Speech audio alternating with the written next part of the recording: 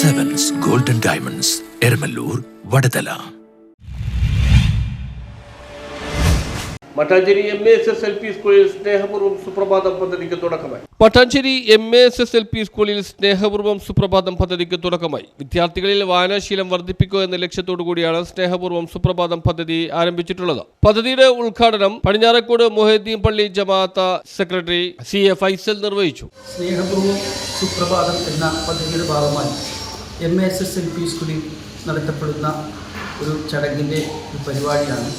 വിദ്യാപ്രഭാതം എന്ന ഒരു പേജ് വിദ്യാർത്ഥികൾക്ക് വേണ്ടി ഉണ്ട്.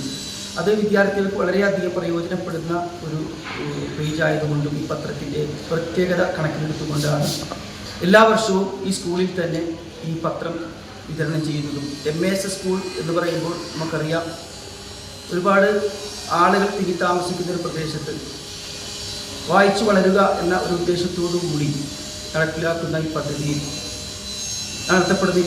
എല്ലാവരുടെയും സ്കൂൾ സെക്രട്ടറി അബ്ദുൽ ജബ്ബാർ അധ്യക്ഷത വഹിച്ചു. പ്രധാന അധ്യാപിക സിംച ടീച്ചർ, അധ്യാപിക മഞ്ജു തുടങ്ങിയവർ സംസാരിച്ചു.